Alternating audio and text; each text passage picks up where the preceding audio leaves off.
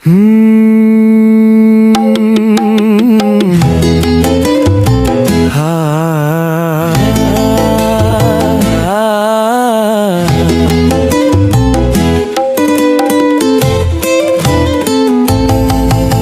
Segera bayar hutang, itulah kewajiban.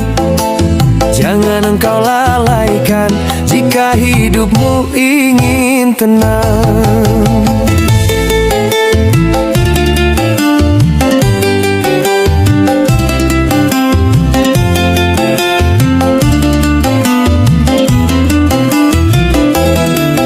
Dengar teman semua, ini ada sebuah cerita, kisah seorang manusia sukses sebagai pengusaha. Ternyata semua yang ada pada dia, ternyata ada sebab. Semua latar belakangnya itu apa ya? Apa ya?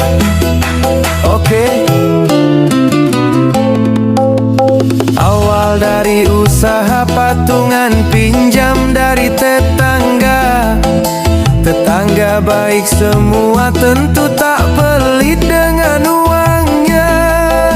Siapa menyangka selain itu ada maksudnya. Usaha telah dibuka, mulai menjauh menghilang muka. Tiba masa waktunya, janji hutang telah datang. Para tetangga mulai menyapa, taunya dia menghilang-hilang. Segera bayar hutang, itulah kewajiban. Jangan engkau lalaikan jika hidupmu ingin tenang.